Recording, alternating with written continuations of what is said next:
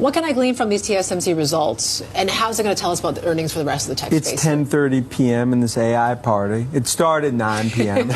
and that party goes to 4 a.m. And the reality is, like, look, this is going to be a 2 to 3 year left in this bull cycle for tech. Look, haters are going to hate. Bears will say it's a, this is a bubble. I could just tell you, this is a fourth industrial revolution. We are just in the early days of this playing out. I think those numbers, and we're going to see throughout tech earnings, it's going to be. What do these TSMC results tell me? How will it inform us of the remaining tech companies' earnings? This AI party is at 10:30 p.m. The party began at 9 p.m. and lasted until 4 a.m. Furthermore, the truth is that current tech bull cycle will last for 2 to 3 years. See, those who hate will continue to hate. This is a bubble, bears will say. This is the fourth industrial revolution, if I may say so. We have only just begun to see this unfold. I believe that the AI revolution will be validated by those figures which we will observe throughout tech earnings. Additionally, I believe that the bears are unable to perceive AI in the spreadsheets when they are in hibernation state. Are you primarily seeking for any guidance regarding the next earnings? Look, I believe there is a 10-to-1 ratio between supply and demand for Nvidia chips. Thus, just begin there. Then you consider AMD, now that they are, clearly involved in all of these deals, and they will continue to do so. After Intel and TSMC are introduced, you sort of look at the hyperscalers as if they were a riddle. Microsoft, Google, and Amazon are currently tracking between 5 and 7% over forecasts, in my opinion. Examine what Oracle is observing. This is the next stage of the AI revolution, as evidenced by the parts you put together in this jigsaw, particularly names like Palantir and others. As this all unfolds in this AI supercycle, I believe we'll be discussing 25,000 NASDAQ, 27,000, and 30,000. Given how bullish you are, I suppose I must be a hater. I'm going to play devil's advocate, but I'm not really a hater. When discussing the trillions of dollars that OpenAI is prepared to sort of pay for, you brought up these deals, these circular deals. Even though we have no idea how they will pay for it, what does it say, about our current situation? They say that's a bubble after all. Yes, you see, I understand it since I was a tech stock investor in the 1990s. Thus, comparisons are made. We're talking about autonomous robotics, which is like the future, and you're laying out the next economy for consumers and businesses.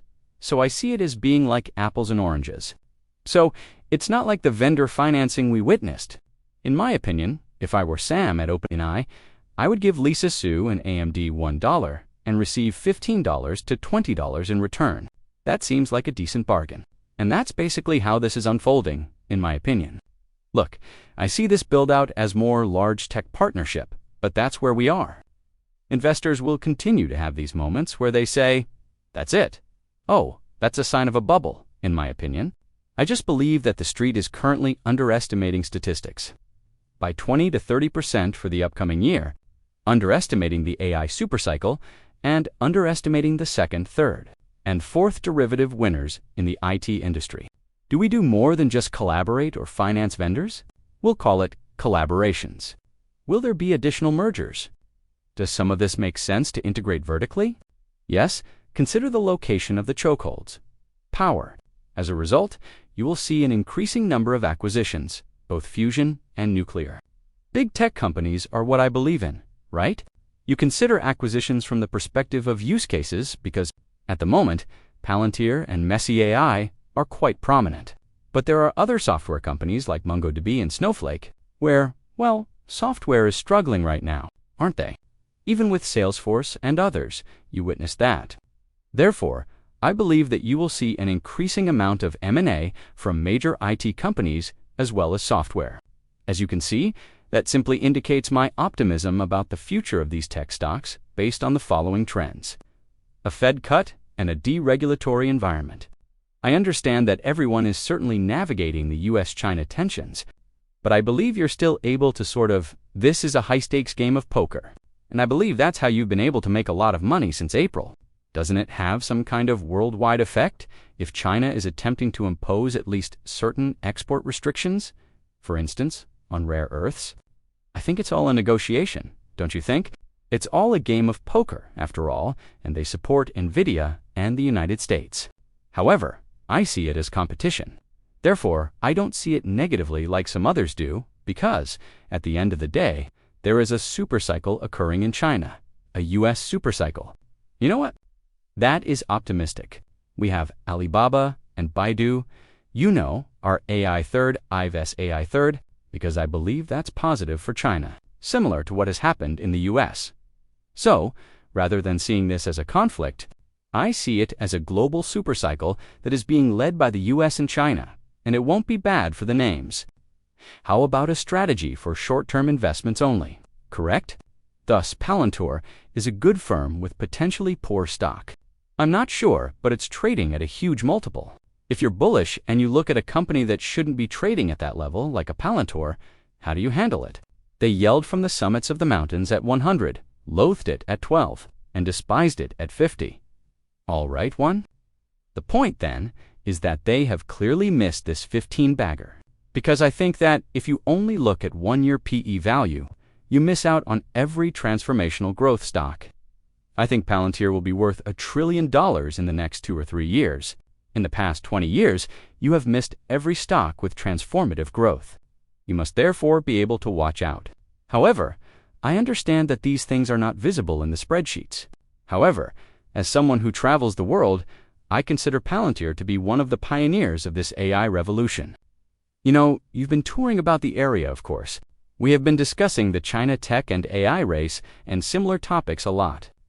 What similarities or distinctions do you think exist between the US? Indeed, I believe that if I simply look at history, the last skepticism may have occurred 4 or 3 years ago, and now the winners are in memory, infrastructure, or energy. Because the truth is that the environment is becoming deregulatory, and you can't stop the trend. They're spending trillions. It's all subjective, so you could argue about the value of some of these names. But it's like, well, who are the second, third, and fourth derivative beneficiaries? In fact, I believe that the general feeling is rather good. I understand that you two are constantly talking, thus you will have some awkward moments. However, that's all a part of this trip, and I think tech stocks in China and the US will rise. Where do you think the gaps will be in the AI ecosystem that China is developing? For instance, from the foundries to the designers to the end users. To put it another way, when you compare what we're witnessing outside of China, where do you see the opportunities? Look, it's obvious that China is in control and head-on. And in the United States, that will be a chokehold. And for that reason, nuclear and, by the way, is it nuclear? It will be for us, I think. It's nuclear, in my opinion. We have been really positive on Aqua because, in my opinion, it is a nuclear company. Take a look at China, where enormous innovation is taking place in fields like robots. You consider what will finally transpire with Huawei. Alibaba, in my opinion, is just a really misplaced name. We are quite optimistic about it because of this. Another is Baidu, and I believe that China is currently seeing a huge wave of innovation. Big tech isn't the only thing that matters in China. Whether it's on mobile or auto is also important. Therefore, I believe that investors throughout the world are willing to take a chance on the Chinese market at this time. We've been navigating this US battle, and I get that, but you can't allow it to stop you from embracing the fourth industrial revolution. That basically means that the bulls and bears meet at the cafe if you're watching the celebration. Outside via the windows around 6 a.m., the night was much better for the bulls than the bears. The point, then, is that it supports my assessment of our current situation. Avoid getting in front of that train. Yes, is it preferable for China to concentrate on these well-known beta companies when discussing companies like Alibaba and Baidu? Or do you now view them as scammers as a US investor? For me, it's about China's huge tech at the moment. It's still massively oversold, in my opinion. Of course, there has been some recovery, but from my perspective, investors are not seeing the potential benefits for Alibaba, Baidu, and JD. Yes, additionally, I believe that these businesses are changing. You know, in a year or two, a firm that makes cars today might become a mobility company. Big tech in China, in my opinion, remains the main focus from a US standpoint. After that, you consider the derivatives as this develops on the memory side and other fronts. You visit the Asia-Pacific region on multiple occasions during the year. Do you find that your trips differ significantly from one another? What kind of delta are you seeing on the ground? I would say that there was a lot more anxiety a few months ago. All right. The question now is, who should I invest in? What have I been missing? Where should I go? Therefore, I believe that this mindset is much more prevalent worldwide because, look, I believe investors are realizing that these trends are unstoppable. US and Chinese tech are the largest beneficiaries when you have major tech spending, $350 billion, and likely spending $450 billion in capital expenditures next year. Sovereigns from all over the world are now beginning to get involved, including the Middle East, the UK, and others.